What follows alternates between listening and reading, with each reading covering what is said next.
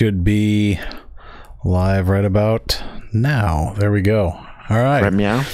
Right meow. Welcome, one and all.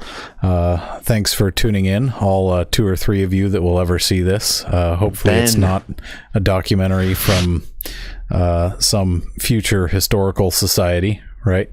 So this is... Maybe. I mean, that would be kind of cool. Could be. It could be. There's all kinds of fun to be had on this particular topic and some of the fun things I learned about. So for anyone that's new and those that are returning, I'm Dr. Staggs. I am Dr. D. Welcome. Welcome, one and all. So one of the things that we wanted to talk about, because it's been a subject of some discussion, is whether or not robots were living among us. And are robots actually living among us? It seems very likely that they are. And would you be able to tell? I think we would be able to tell. Yes. I think very much based we on would the be voice? able to tell. Based on the voice? No, not based on the voice, because what's her mug? Sophia is fairly convincing as a singer and songwriter, but there's a few out there. So Hanson Robotics is doing all sorts of things to try and keep the public scared. But there's a lot out there. There's a lot out there. A lot of cool robots. That's for sure. Yeah. Humanoid robots, though. Humanoid robots are very interesting. They're very interesting. Specifically because, right, of I'm sorry, I just blanked. Specifically because if they look too realistic, then people get creeped out by them. But if they don't look realistic enough, then people don't like them. Also, there's a large aesthetic curve to robots, right? To what the human mind is willing to do when talking about robots, right? This idea of the uncanny valley. Yeah.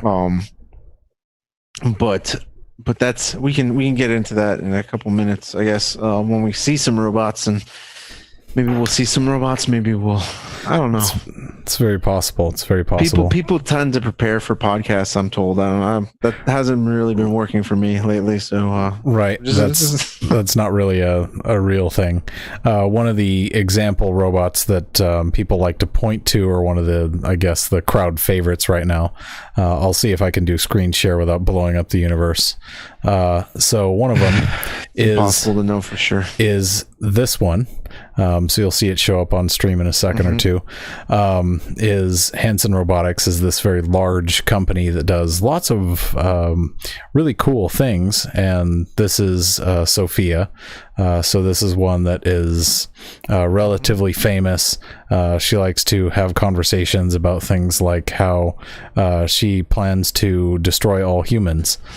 Well, now I want you to look at, right, you look at this and you know that that's a robot, right? Because clearly the back skull cap is transparent and you see lights and things blinking, right? Right. That is likely done intentionally so that people don't freak out because she looks too human.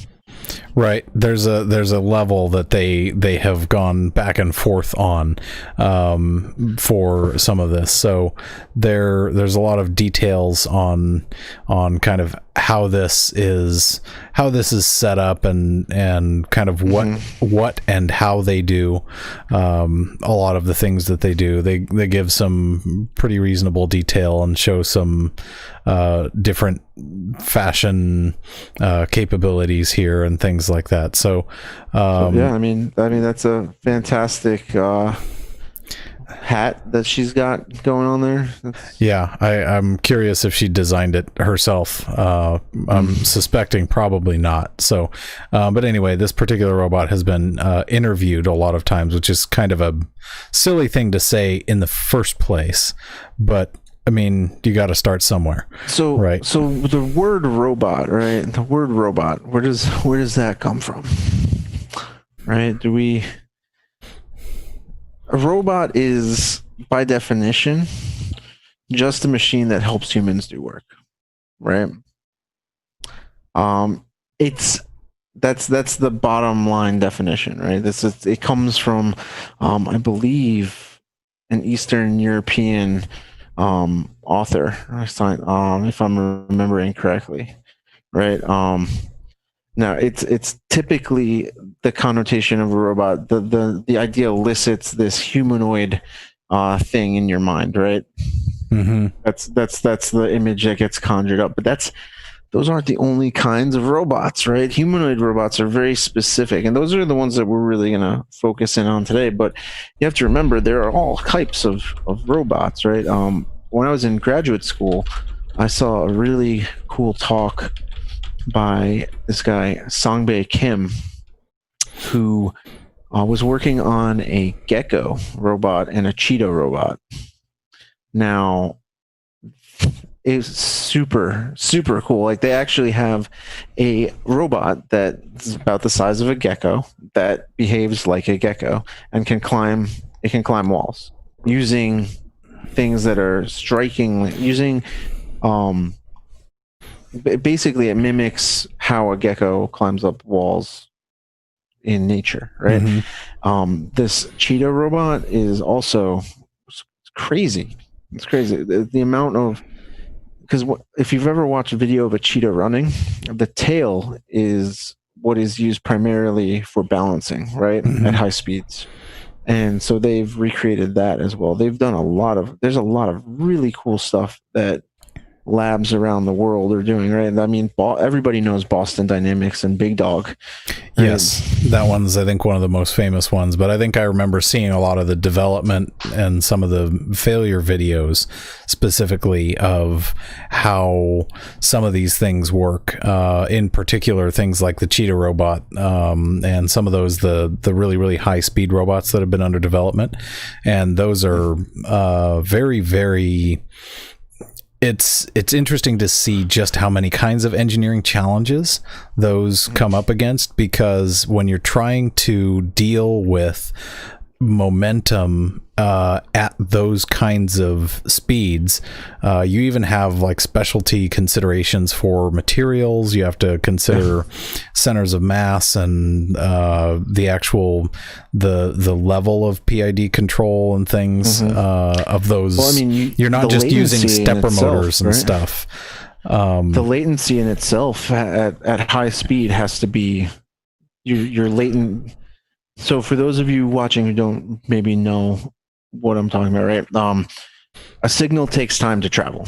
That's what we typically call latency, right? So, anyone that has played a game knows that latency is right. Exactly. Witch. You press the button, and then the thing happens, right? You want low latency, right? Right. When everyone wants. I don't know anybody that's like, I want more latency. When you play your Call of Duty, when you're playing Destiny and you're in Trials of Osiris, right? And you want the lowest latency, right? Lowest latency basically wins the day, right? You shoot first. You're Han, right? Yeah. You're Han. Except for the new, like, neutered version of Star Wars where they... nobody's talking about that. That doesn't even exist. You're lying. Anyway, so you want low latency, right? But especially when you're traveling at high speeds, right? Because if you're traveling at high speeds, you have even less time to react to things, right? True story. So how do you just the ability to minimize that latency and get it into the hundreds of milliseconds range is unbelievable. And just so in case you were wondering, right, humans typically perceive, like, your spinal cord reflex typically is 100 milliseconds. So that's like the lowest amount of latency that your body operates under typically, right? So I mean, if you can get electronics to go 100 milliseconds or faster, then you're not going to notice it, right? Because you don't notice a spinal cord reflex, right? And that takes 100 milliseconds. So anything, if you can get it under 100 milliseconds, it's like there's no wait at all. Yeah, you won't notice it. Yeah, or if you do, it's really pretty. It's nearly imperceptible. Yeah. The people that claim they can see the difference between the 144 hertz monitors and the ones that are over 240 hertz or whatever is, yeah, okay, sure, maybe. Yeah. I mean, to use an oversimplification, right? Your brain is a well, all right. So, I mean, if you spent that much money, you would want to notice the difference too. Okay. Right. That's like the guy that buys the Ferrari and he's like, oh my gosh, this is the fastest car ever. And then 2 weeks later, he's like, yeah, I really would like it to have more power. It's just the nature of the universe, right? Like you can buy the most powerful Ferrari made and you're like, can they tune it and just a little more? I mean, yeah, it's just maybe if I lost like a couple pounds, right? Right? No, that's never the we don't. I'm sorry, my mistake. That's sprung weight. We don't talk about that. No, that's why you get the lighter seats, right? Is so that you can carry around an extra 20 pounds and yeah, you just pay for the $15,000 seat upgrade like my buddy did with his 488 GTB, and I'm like, wow, I'd spent less than that on most every car I've ever bought. Yeah. Whatever, man. It's true story.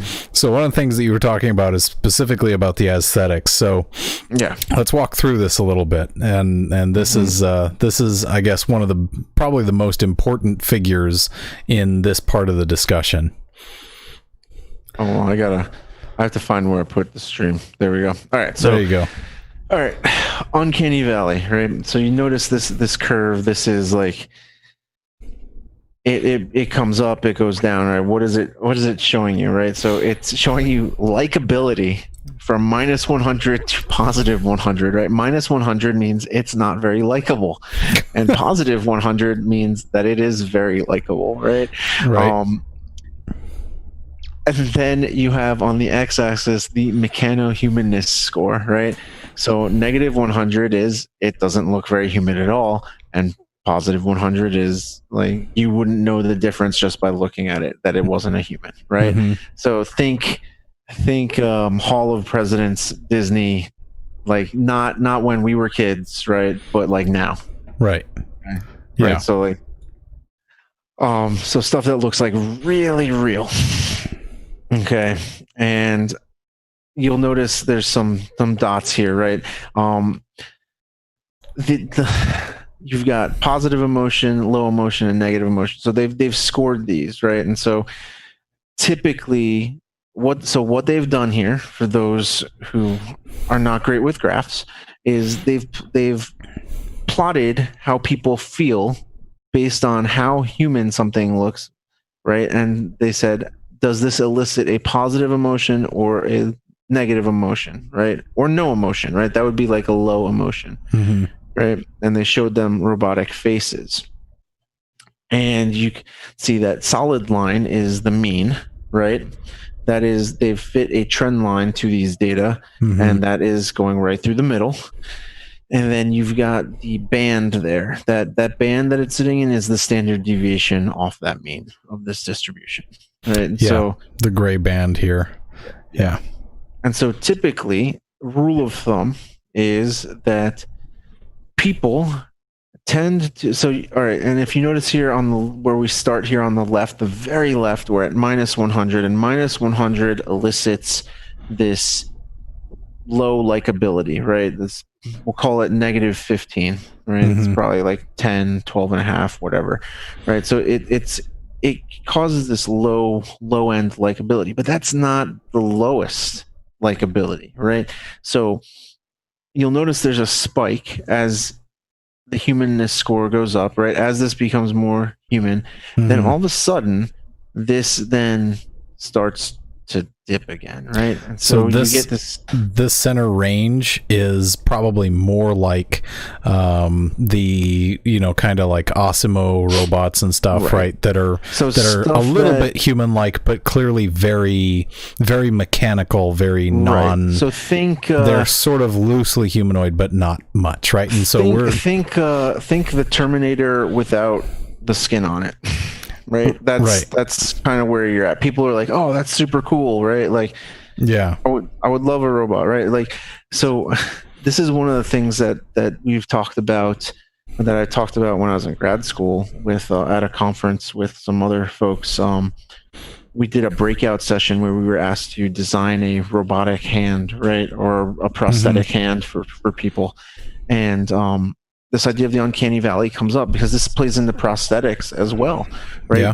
People don't want super Killer Terminator Death Claw. right. They don't want that, right? But what they do want is not something like Luke Skywalker's hand from the end of Right. the end of Empire, right? That's they don't want that either, because that's almost too right. So if we go back to the curve, right? So you have this intermittent spike, right, where the likability goes up even though you're not superhuman looking, right? And as we cross over, right, into now we're starting to look more and more human, right? Well, now you look more human, but people don't like it as much, right? Why? Because they can tell that it's weird, that it looks funny. Think like a bad sci-fi movie where the skin, like you can tell the skin just doesn't look quite right on the robot, right? Maybe it's too white, maybe it's not the right color, it's not the right opacity, right? You've got stuff that just is it just, your brain can tell that it's something is trying to be too perfect, right? It's the reason why the Matrix didn't work, right? The first time. They made it too perfect and humans were like, wait a second. But then an interesting thing happens, right? As we approach total humanness, right, people start to like it again. But the thing is, a lot of designs end up falling inside that range. Inside this zone that's referred to as the uncanny valley. And so I read a little bit about some of the, I guess, the philosophy and propositions that underlie this, some of the psychological aspects and just some of what's involved there. And there's a lot of different arguments and a lot of different sort of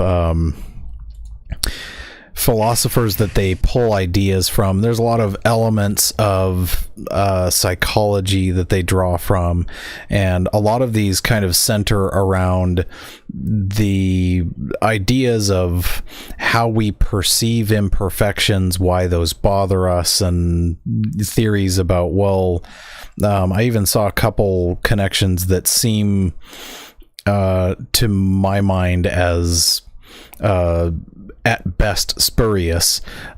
Things like, we assume that things that are deformed from what we expect to be a human form, that tends to suggest damage or disease or danger, and we naturally want to shy away from that. And so I think it's more that your perception of what a human should look like, what a human should look like, right?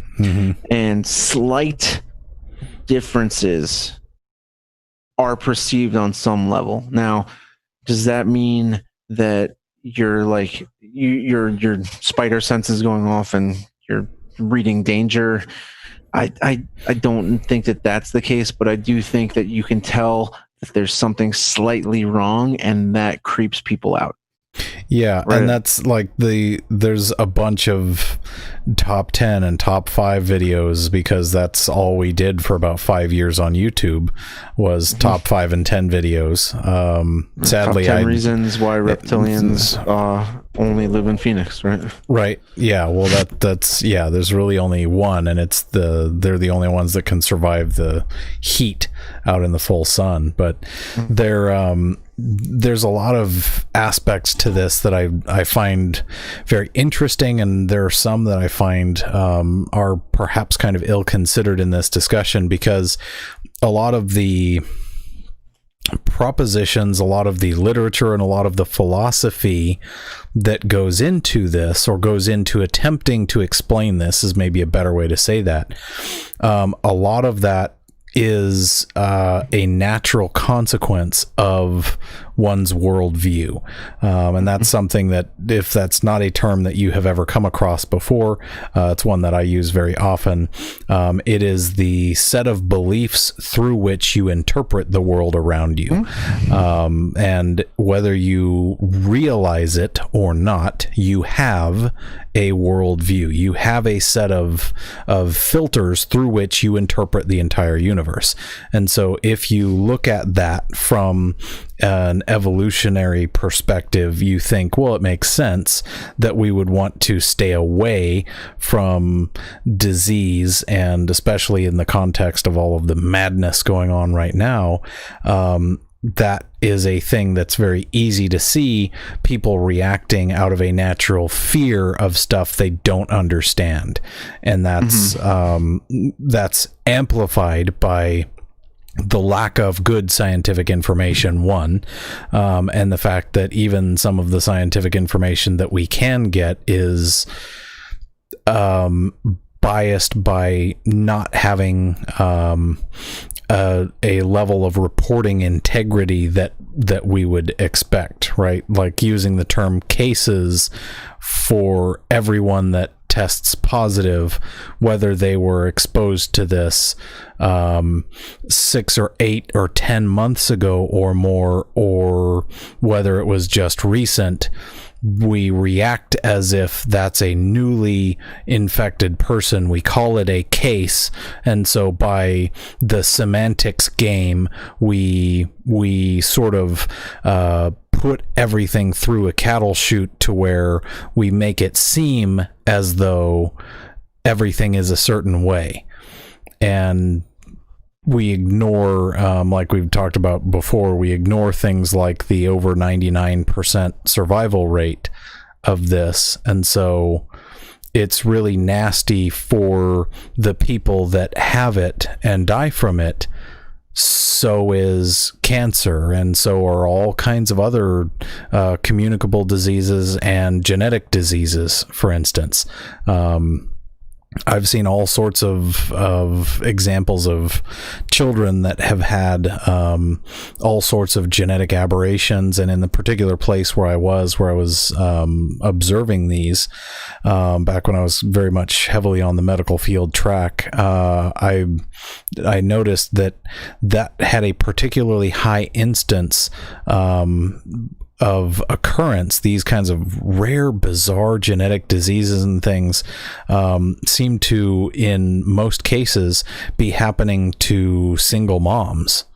And the father of the child was nowhere to be found, and all kinds of other stuff. So I'm not trying to make any specific connection there, except to observe that those are also things that, from our perspective, are awful and should be taken seriously. They elicit an emotional response because of the deviation from what we would expect, right? We expect to see a mom able to hold their baby and be thrilled and their eyes filled with tears of joy, rather than tears of bitterness that they cannot control the outcome and cannot even provide any meaningful comfort to their child. So those kinds of things, in a Christian worldview, you have a way to speak to that and explain it in the context of the world being a fallen place, that is broken and damaged because of the sin nature of man. But in the evolutionary perspective, that's just a sequence of randomized events that happen as a consequence of the numerics of genetics. You got unlucky, sucks to be you, right? So there's a lot that goes into this conversation that I think is really, really interesting. And I guess that's part of why I was interested in kind of learning a little bit about the psychology or some of the proposals behind this, is the idea that as soon as you get kind of past this threshold where something like something like Sophia might be kind of back up in this region, not all the way up tier 2 acceptable.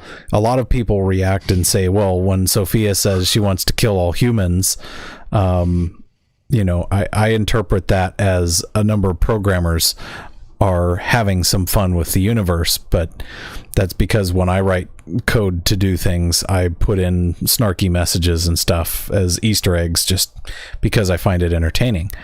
I think you meant to say, hey, baby, want to kill all humans? Maybe. So what are your thoughts on that? That was a cheap Bender. That was swing there. Always go for the low-hanging fruit, though. That's right. I gotta say, I think Bender probably is one of my favorite robots, just because he doesn't take himself too seriously. True. So Sophia for me does land in the uncanny valley, right? Specifically because facial expression wise, right? It's fine. The skull cap is what makes it weird, right? Yeah. Again, and here's something else to think about, right? Everybody loves Star Trek: The Next Generation, right? Everybody. I think most rational people, yeah. If you don't, then I mean, that's actually one of the tests for whether or not you are a robot. Right. If you don't, try it again and keep trying it until you like it. Right. Don't come back with the wrong answer. Yeah. But here for Mr. Data, right? Point. Mr. Data is an android. He's in the uncanny valley, right? Why? Because his skin tone is green. Yeah. Right. So I brought up the picture of Sophia for your reference. Right. And so actually Bender, if we're going to rank the robots now, right? Because why wouldn't you? Sorry. So if you look at her, if she's wearing the hat, right, and you just saw her face, you'd be like, okay, that potentially is a human, right? Yeah.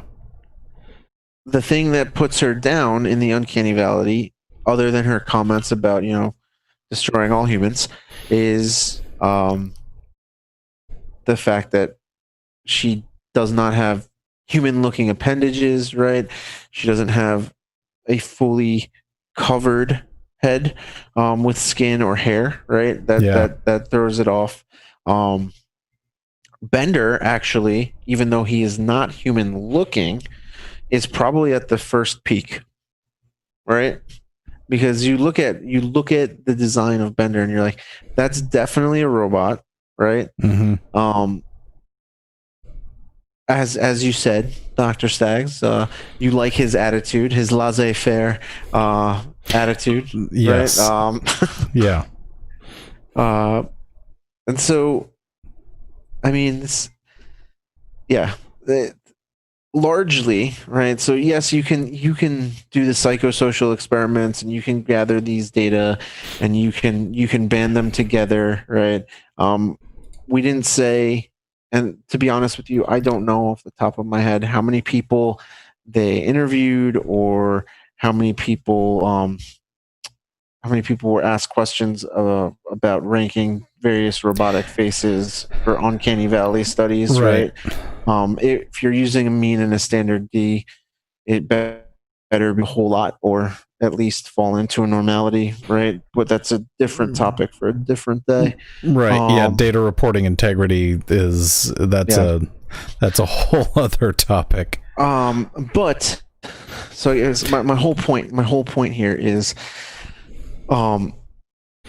without knowing how the curve was developed, right? Or we'll assume there was sufficient power. We'll assume that enough people were brought into this study.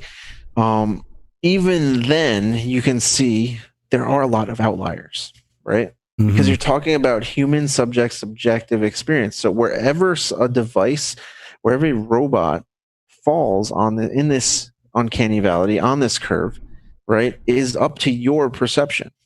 Yeah. Right now, what does the mean tell us, right? It tells us that in most cases, people will be close to that, right? If you were to average everybody's thought process in the entire world, right, it would probably land on that line, right? That's just telling you. It's telling you that if somebody thinks that one of them is super high and they have this great positive emotion, there's probably somebody who had somebody's going to be the opposite, low emotion. Yeah, right? No kidding. That's what that meme tells you, right? Hey, guess what? 50% of you who watch this are going to think I'm totally full of crap. Right. I think about 85% will think I'm totally full of it, but that's because everyone claims to be a scientist on the internet. And 90% of statistics are made up on the spot, man. So it's fine. I mean, 95% of mine are, so that's fine. I think the interesting aspect of this is that this specific field has attempted for a very long time to going all the way back to Turin, going all the way back to the kind of the origin of this. What they have done with this topic is they've tried to, again, something that we've talked about in other podcasts, the idea that step one is always define your terms, right? So what they've done for artificial intelligence is redefine the terms to say, well, is being able to answer questions in a human-like fashion, is that evidence of intelligence? And a lot of people would subscribe to the idea that yes, they are. And so there's been a lot of sort of kind of stretching and molding some of the argumentation that's been put forward in some of the traditional philosophy to support some of these ideas. But I think that's what's so interesting about a lot of this, right, is this is this topic is more philosophy than it is provable science, right? And that's what's kind of interesting about it to me, right? These are mostly, when you talk about Turing tests and things, these are mostly things that were developed as thought experiments, right? And there are guys like this that are telling us about this. I was watching this Rise conference, and I have no idea who this guy is. I've not done any additional research. He's actually one of the robots that's debating. That was the right. That was a surprise. He's one of the robots. It's actually 3 robots. It could be. It could be. I imagine the fashion choices perhaps were not selected by a fashion robot. That's about all I can say definitively, because I really don't know anything else other than that is some kind of hat. I mean, that is a hat for sure. It's for sure a hat. I don't know what kind of hat that is, but that is some kind of hat. So anyway, it's interesting because I think for myself, like you and I would probably answer a lot of these questions differently for just a range of reasons. So I'm trying to think on the scale here where about my score would actually fall for someone like Sophia. Sophia does not creep me out at all. So no. on a likability scale, I would probably lie flatline, and they would argue that she is, very human-like, kind of. So I might be somewhere in this range, except I would argue that she actually isn't. So I would be one of these outlying points right about here, that she is partially humanoid looking, but has no particular likability. She has no particular dislikability to me, for instance. No, I would agree with that. I think that. So I don't fit the general curve of all humans, which I don't think surprises anybody. Could be. I've been accused of being a robot on numerous occasions. But if that was the case... trying to figure out my orientation here so I can point at you. There it is. Right. Robot. There you go. Right. There you go. Yeah. It's... yeah. Remember to flip your camera just to make things harder. Yeah. So there's a lot of interesting topics that come out of this, but a lot of the stuff that I see regarding artificial intelligence, a lot of the news articles wax pseudo-philosophical without ever having bothered to study any of the underlying philosophy of any of it, and without really having any guided sense or anchor in a worldview. So they make mostly meaningless arguments in a lot of the things that I see. And so it's just an interesting aspect. But I mean, I guess I don't generally have like a large emotional response when I see a robot, aside from, you know, maybe one of the like robotic platforms that are helping some of the SpaceX stuff to land. Like that stuff's really freaking cool because I have an idea how hard that is. Yeah. Right. Yeah, the flat earthers, by the way, have attacked the men getting to the space station as just more theater. Sure. That makes sense. Totally. Yeah. So there's a lot going on there, which is very entertaining, but that's a topic for another day. Yeah, I think I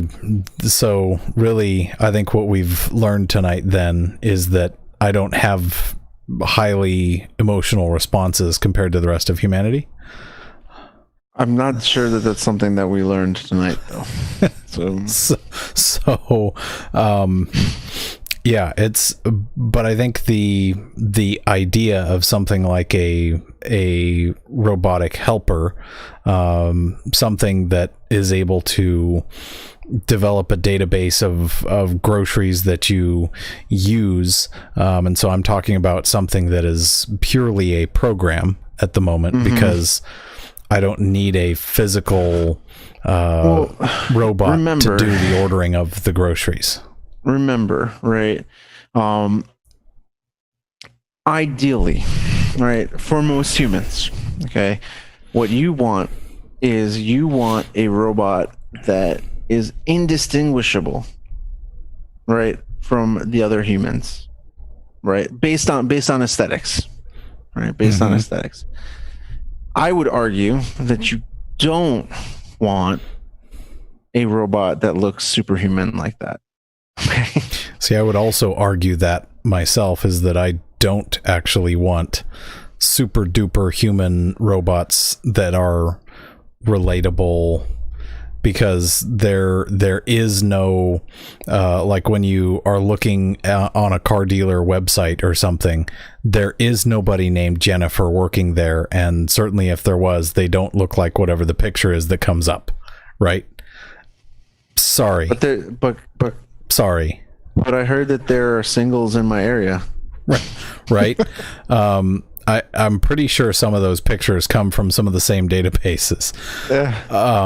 So the point there is, you're not talking with an actual human because they transfer you, right?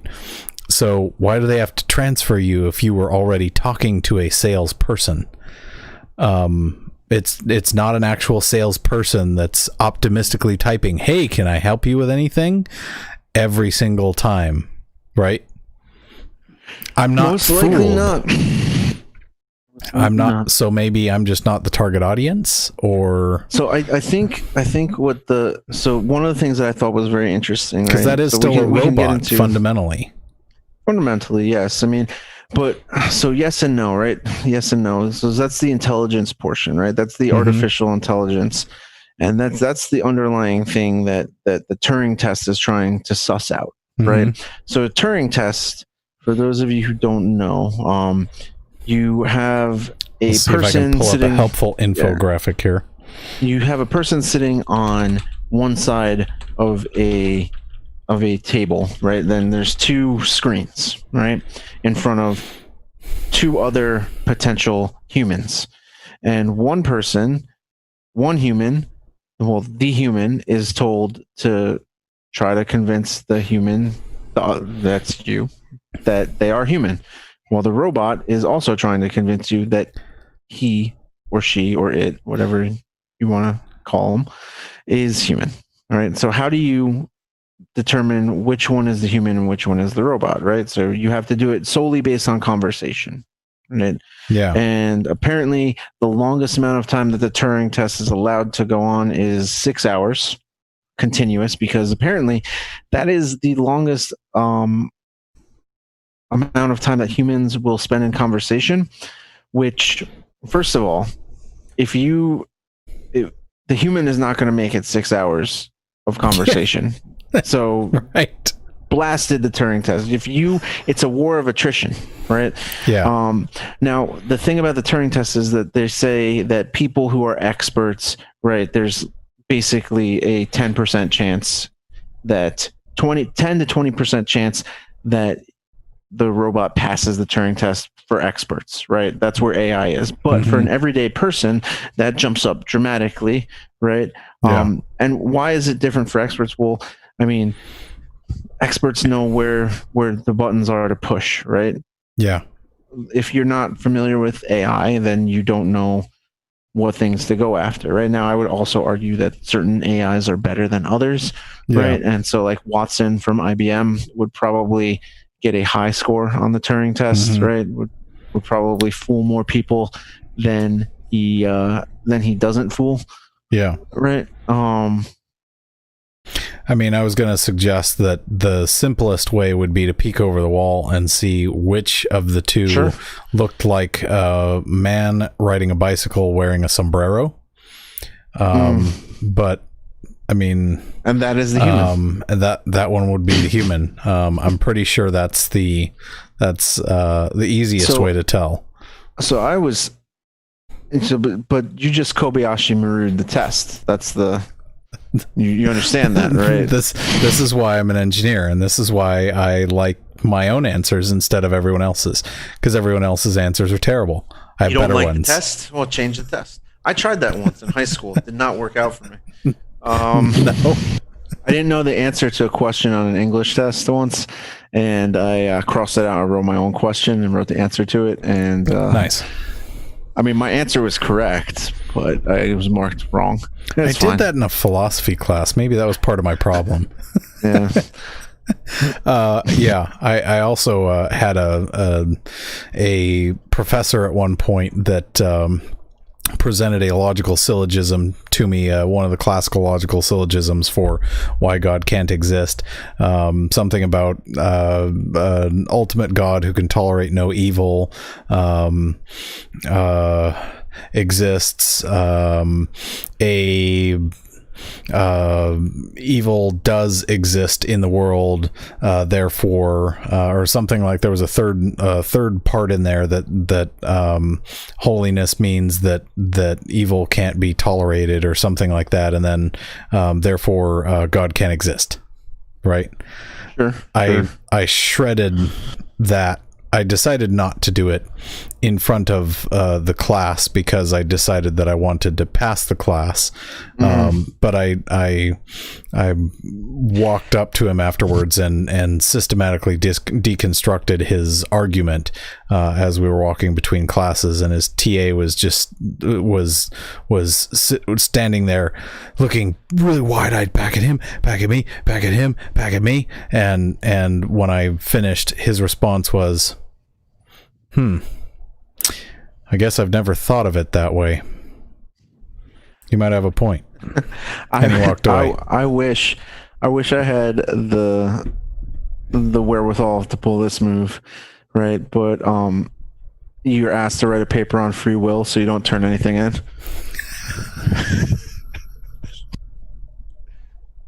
Nailed it. Nice. I don't have the stones to attempt that.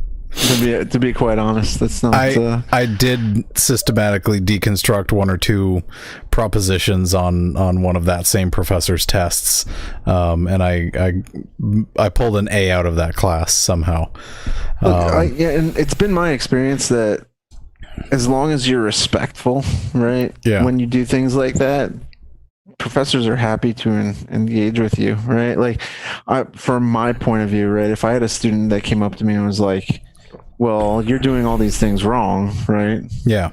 And I'm happy to discuss all of these anything with students, right? Mm-hmm.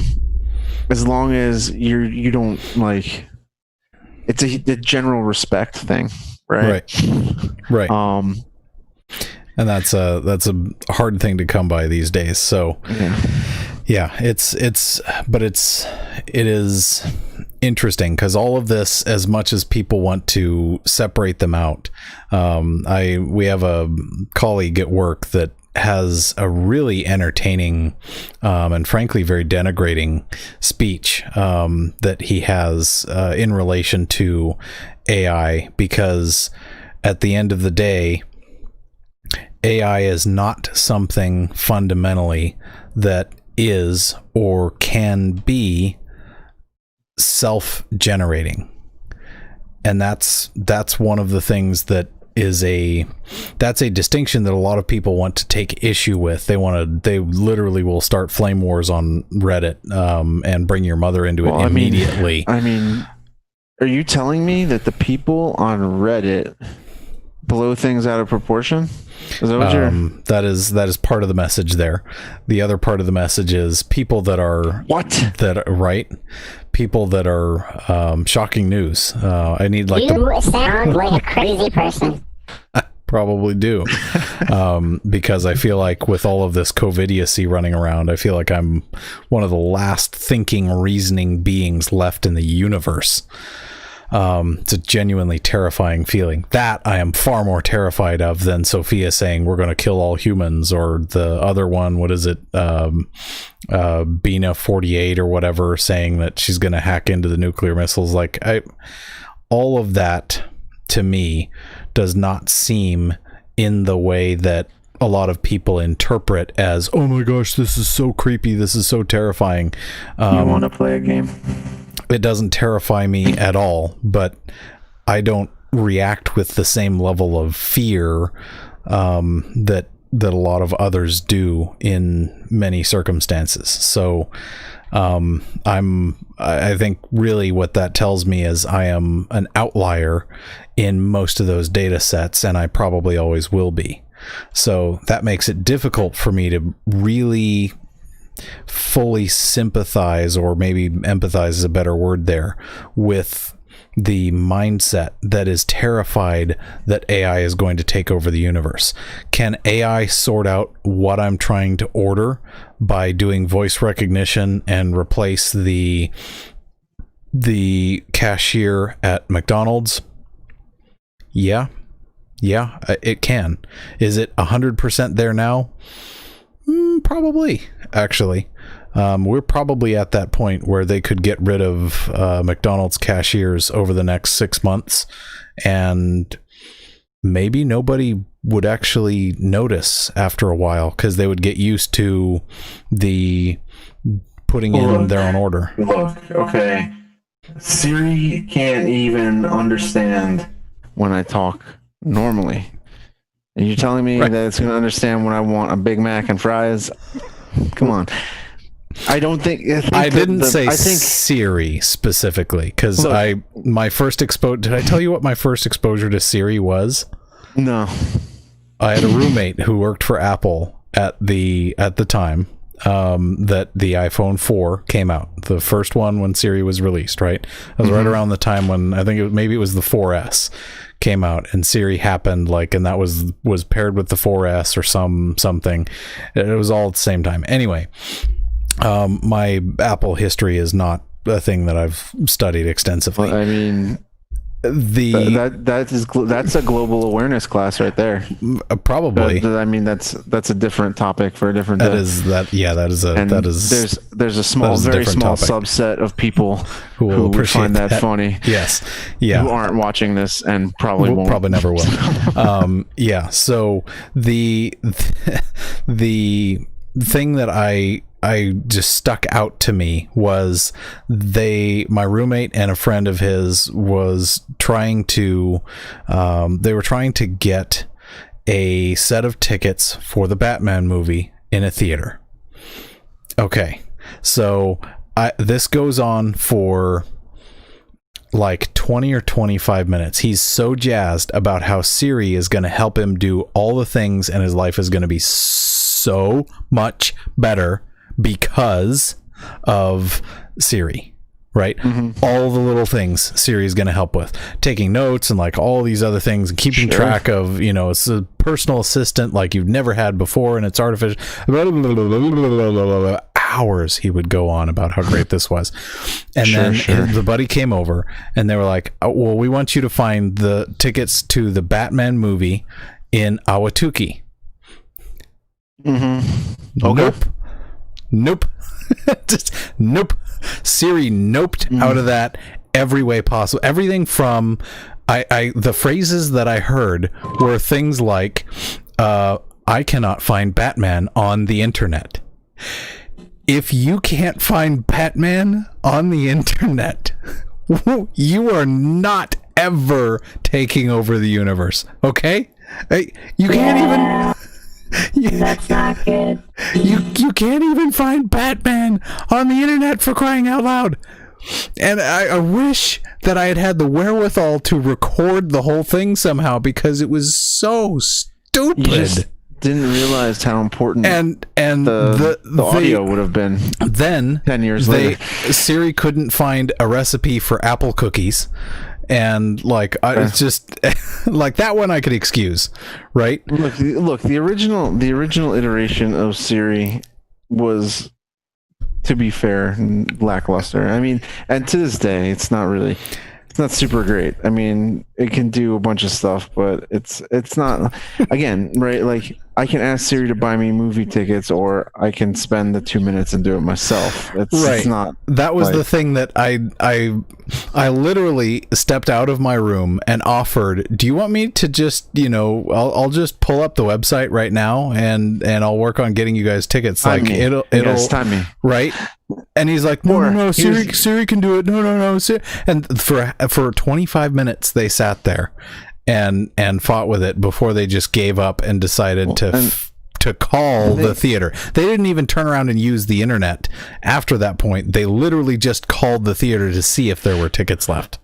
I mean, you can always just go to the theater. That's how defeated they were on this whole thing. Here's the thing, right? I mean, back in the day, people would go to the movie theater, they would stand in the line, and they would buy tickets that way. Different world that was. Or fast forward a few years, they would stand outside at the kiosk and buy the tickets. Yeah. This is why, if you look at movie theaters, most of them are in malls, right? Or at least around other shopping areas with restaurants, because people typically, this is going back a long ways now, right, would buy the tickets and then wait. Yes. Right. You would go early, you would buy the ticket, then you'd go get something to eat, and go back. Then you'd go back. Yep. That was the way to do it. Now we can't even go to theaters anymore because theaters are like a thing of the past now. Such a bizarre world we're in. And unfortunately, I don't see how Siri can save us. You, however, have a robot of a different kind, right? You guys have an Alexa. I do. I have that Alexa lady. She ignores me most of the time when I ask her. Alexa, what's the weather? And nothing. Then I ask her again, and like 2 or 3 times. So it's also not great. However, However, But I bet if you say much more Alexa, order useful- paper towels, is your house now ordering yeah. paper towels? Yeah, I mean, you can do that on there. I've ordered dog food using Alexa, which is nice. But even then, I don't have it just because I have 2 toddlers. One of which who is really exiting the toddler phase. He has now learned Alexa's name and can not reliably get Alexa to answer him. Yeah. But it's approaching dangerous levels. And so I can't just have Alexa purchase things. So I have to check it through the app anyway. Yeah. So again, these are very so I want to be very clear about this.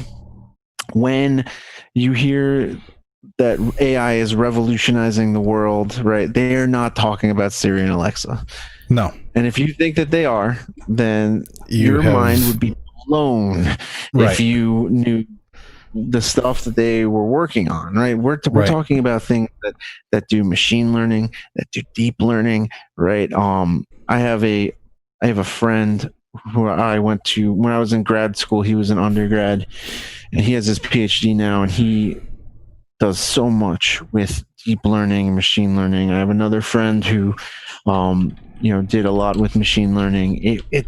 There's so much, and it's a lot of it is highly statistics and probability based, right? Because if you think about your thought processes, right, when you learn something, right, the stove is hot, right? You learn that the stove is hot, so you don't touch the stove when it's on, right? But when you were learning that, you touched it, right? There was a probability that the red light on your electric stove meant that something bad was going to happen, but you didn't know. Right. It's potentially, you could. This brings up all these psychosocial studies, right? That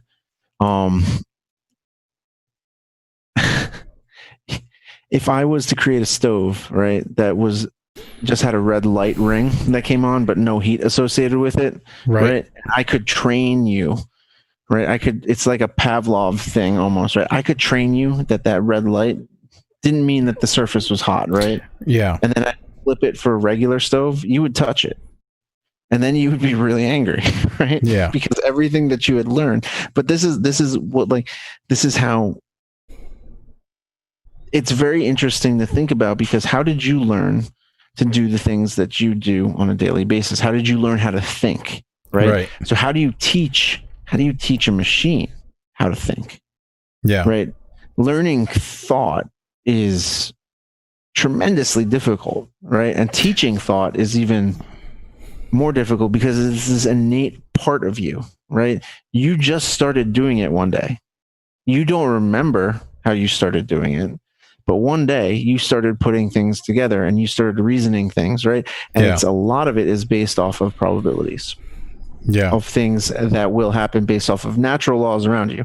I tell all of my students, right, all of your favorite athletes do all of this math in their heads, right? They all have engineering degrees. It's 100 or physics degrees, 100%.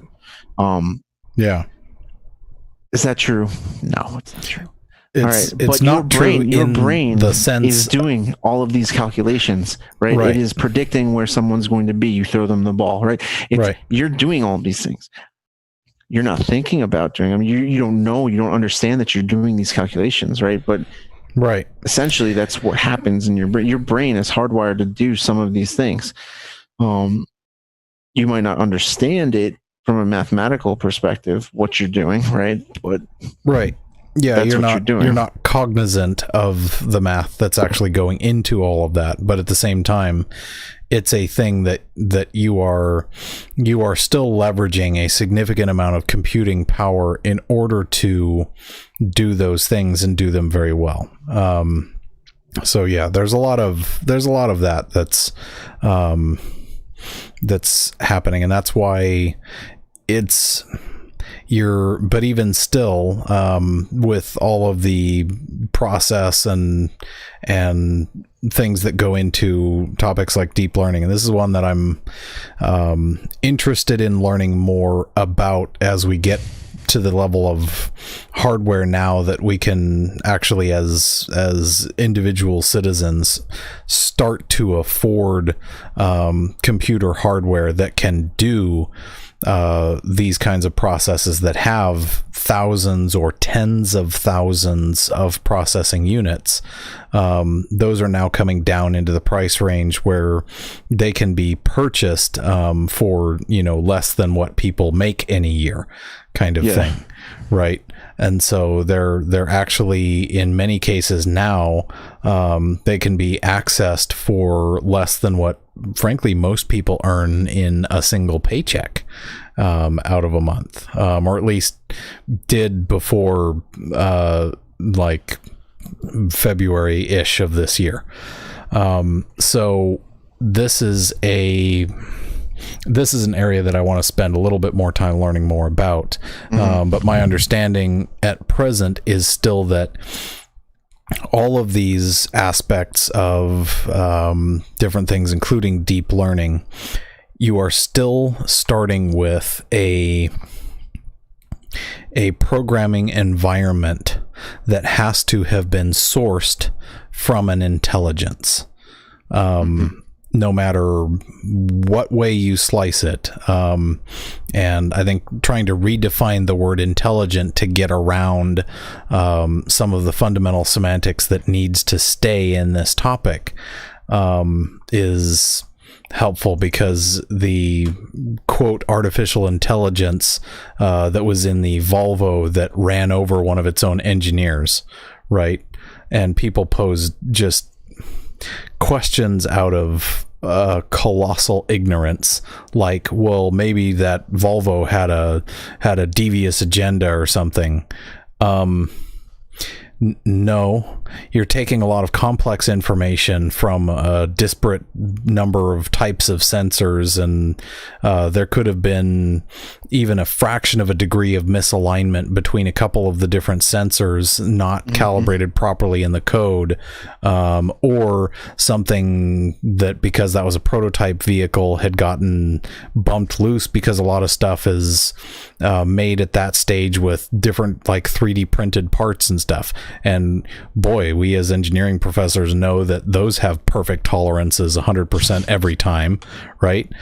Like, there's the level of number of things that go into the calculations that were set up by somebody else's mind, and the math determines an outcome, a 1 or a 0, ultimately based on what people put into it and the sensor data that they're gathering. It's not as if the code is generating new information in the way that we think of as an intelligence, right? There's a difference between synthesizing information out of possibilities. There are instances, for instance, where, like, generative design, that is one that I'm particularly interested in for a lot of reasons. The idea that you can take information, do an analysis, and say, okay, I know that if I'm making a structural member here, I can make it lighter weight and make a hexagonal, lightweight infill pattern that's very strong, right? But then, is there a way to make that even stronger and lighter still? And the answer is yes. And some of these programs now that do things like generative design, where they take that information and they go, okay, let's start solving the equations in a different way, right? Fundamentally, especially you and I, having dealt with higher level math, understand the idea that when you're solving a system of equations that are coupled together, you have to think about it like you're trying to find one of the lowest points on the surface of, say, a new planetary body like the moon or something. You have some sort of a boundary zone within which you're looking, right? Those are your boundary conditions, called that for a reason. And you're trying to find whatever the lowest spot is. Well, you find it by any number of different mathematical methods, but they're always trying to figure out how to minimize something or maximize something else in order to find where that low spot is. Well, what if that low spot works and solves your system of equations? You might say, well, that's the answer, right? But is that the only answer that satisfies those equations? No. Typically, no. Right. There are multiple answers to things sometimes, right? In a lot of those cases, there are multiple answers. And so that's one of the things that is important to keep in mind, especially in these contexts, is you have a lot of these different aspects of, if you're trying to solve a problem, something like an AI is going to approach solving that problem a little differently than a person looking at that problem set and saying, my gut instinct is to use this particular numerical method. Does that mean that's the right way to solve the problem? In some cases, there technically isn't a right way to solve the problem at the levels of stuff that we deal with, right? There's not the same reason there isn't a single solution. In many cases, there sometimes are multiple that satisfy the criteria. You're still solving those in the context of a universe that's carefully balanced and highly ordered and follows a very specific set of laws with a bunch of really finely tuned constants that kind of seem to underpin everything and keep everything operating. Because if you start messing around with those constants, the universe has a very high likelihood of like exploding and stuff, really bad things. But that's part of what we have to keep in mind when we're seeing this, is an AI might come up with a different solution that's more effective for the same job, because they can go through a lot more iterations more quickly from different starting points. And that's where things like generative design, I think, are very interesting. And it's really bizarre that those generative design processes seem to come out with shapes, especially in terms of like structural mechanics, when they're designing parts for, new super exotic hypercars and race cars and stuff. They're finding that the designs that the AI systems and things are able to come up with, they look very much like the bone and sinewy structures of natural life, or like the branches of a tree or a root system. And so the most efficient distribution of resources for maximum strength is already figured out in nature by plants, right? Yeah. So, I mean, you've got proof of this specifically when you look at wreckage during tornadoes or floods, right? Typically plant life tends to stay, larger plant life at least. Yeah. Whereas some buildings can't even maintain, under those conditions. Now it's not a universal constant. There's a lot that goes into that, right? Right. But including projected area against wind forces and all sorts of other things. But the idea is, by comparatively similarly scaled structures that are natural, like a tree, is more likely to survive a hurricane than something like a wooden set of monkey bars or whatever. Well, there is so taking inspiration from nature is good, right? Because there are a lot of cases in which doing so makes sense, right? You know, we already know what the lowest energy structures are, right? Shapes are. We know you know how to control surface tension due to things in nature. We know a lot about the natural world, right? And trying to the thing is trying to emulate that is so difficult in a lot of cases, right? Mm-hmm. And I know we've talked about this. We talked about this on one of the podcasts. I brought it up. But the whole idea behind artificial intelligence, right? And the thing that gets some people very hung up is they feel like it's an attempt to recreate the soul, right? In Yeah. a certain sense, give a machine a soul, and that's not the intent, right?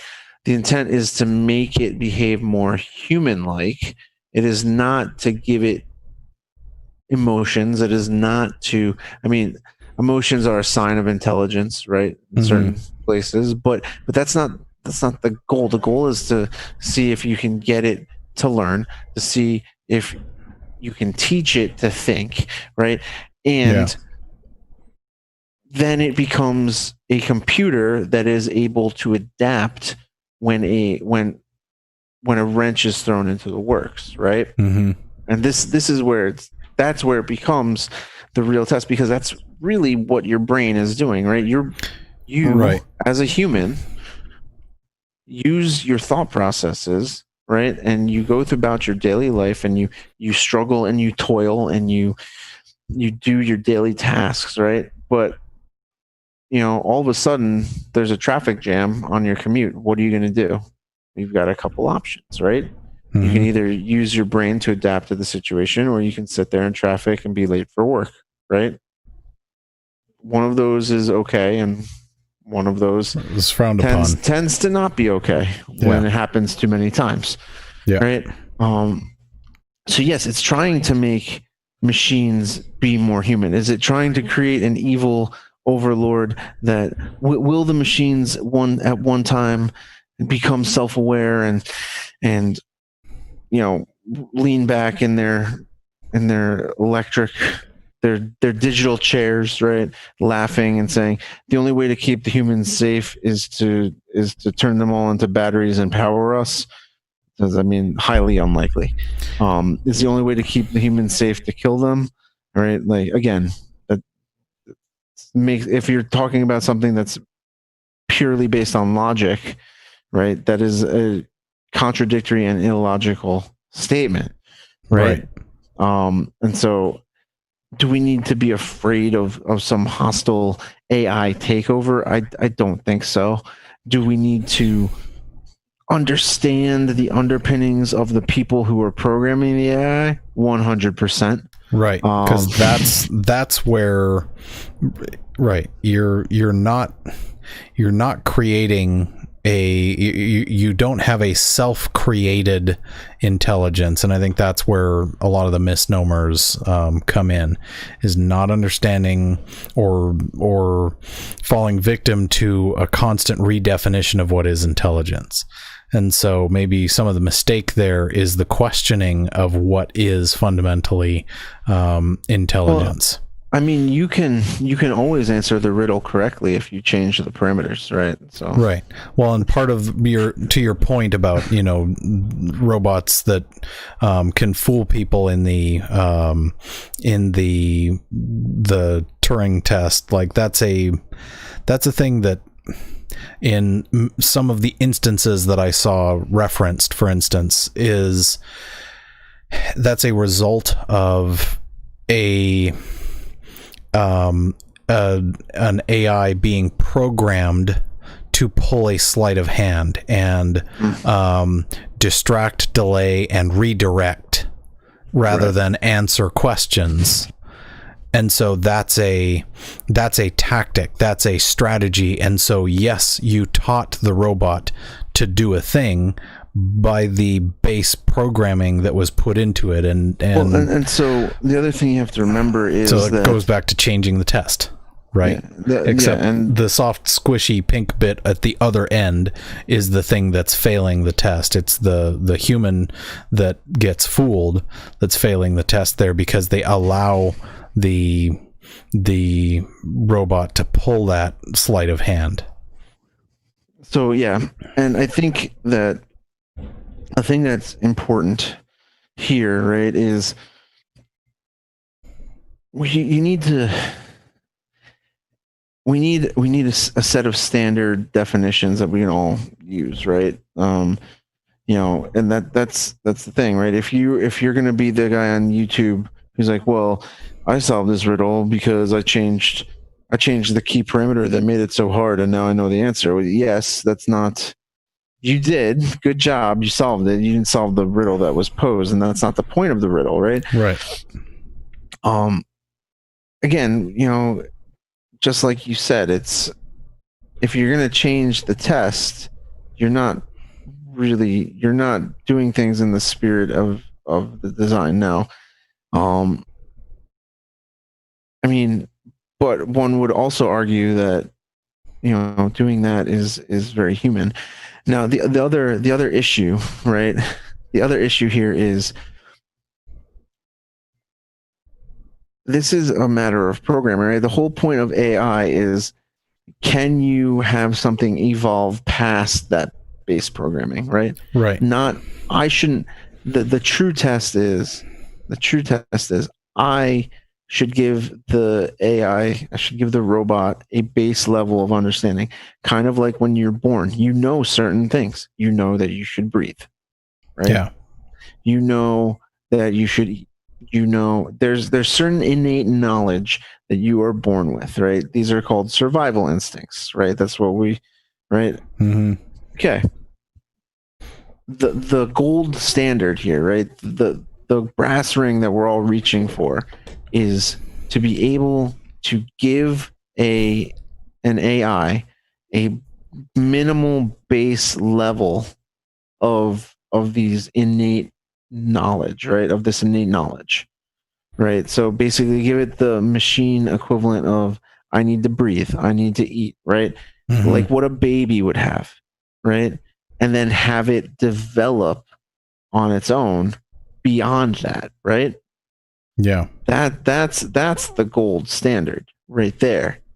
Right. Is that possible right now? No. But this is why you have all these deep learning techniques and why people are so heavily invested in studying machine learning, right? Because if you could do that, then you could truly, I think that would be truly frightening for some people, right? Because now if the computer could truly evolve thought like that, right? Like a human would, then you start to get into the questions of morality, right? Then you start to get into, this is a computer that truly has the potential to think, right? And that is something that is scary, because that will beat you in chess every single time, right? That's got the rest of that's got the master plan right there, right? Because it does nothing other than think, right? And it doesn't need to sleep, and it doesn't like that. And that's something that is both awesome and terrifying at the same time. Right. But it's that's an example. So that kind of like ultimate chess master, master Yoda AI for chess is an example of a purpose-built algorithm to be able to look through probabilities of what people often do, based on a statistical data set from lots and lots and lots of experiences, right? And so you have a database of probabilities built up. Okay, in some senses, that is equivalent to some aspects of how we think of, I learned that when I touch the stove and it's glowing red, there's 100% probability that will hurt. Right. So there are some aspects that, yes, that is learning. But that is not learning in the sense of synthesizing new and different actions based on that. That's where the programming aspect comes in. How does the program handle the data set that it collects from the inputs, whether that's sensors, whether that's just logging of experiences, logging of conversational data, whatever, right? One of my favorite examples of that is the Microsoft Twitter bot that turned into a racist bigot within, what was it, like 2 hours or something on Twitter. That was spectacular. They were trying to figure out that is a function of what Twitter actually is.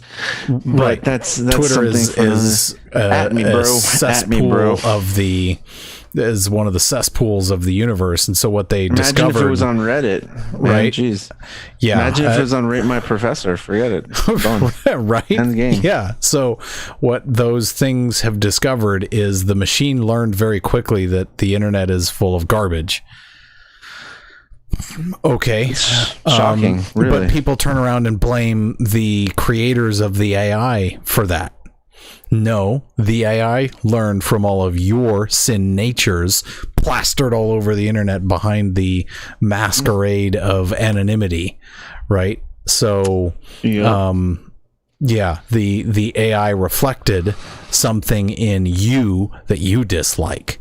Because it took all of that data and synthesized it. And so that was, I thought that was actually a fantastic experiment. But the fact that they had to pull the plug because people were being offended by this computer, that's a whole other topic. But the point there is, it's synthesizing information based on the information that it has gathered, and it's taking a look at probabilities for that specific case, and all that algorithm does is play chess all the time. And so that algorithm, at some point, looking at things in statistics like the central limit theorem, if it has played through enough different events and experiments, then it is very highly likely that they can have a completed statistical model, or approaching a completed statistical model, of what are the most likely probability trees of how someone will play. And so you will not be able to beat the computer unless there is a software hiccup. In that circumstance, it will be undefeatable because it understands the probabilities in a way that you don't and can't, because that's not how our brains work. But the way to win would be to do the lowest probability move every time. I think. I think the problem is with something like that. Then you're basically throwing the game. You have to lose to win. Right. But that's the thing, right? Is that because it's going to have all of the probability trees mapped out. Yeah. As you move pieces, you reduce down the probability tree to where the computer knows you only have one of two choices, and the way to stay alive is to do this thing. So you're going to do that thing inevitably because that is the best choice. And if you don't do that and you make a poorer decision, then you're left with even fewer probabilities to do the right thing. And so mathematically, it's not actually hard to understand how that AI does what it does and does it so effectively. It's not because it's brilliant. It's not even because it's actually thinking in the way that I would define thinking. It is running calculations of probabilities. And I don't term that thinking, I term that calculation of probabilities, right? That is evidence of, to me, creation by an intelligence rather than evidence of intelligence itself, right?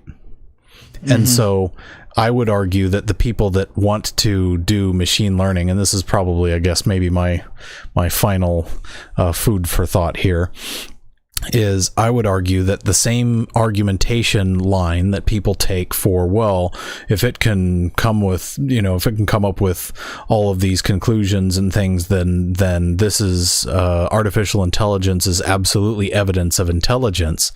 Then I would say, then you must also necessarily believe that DNA itself is evidence that there is intelligence behind all of these things in the universe.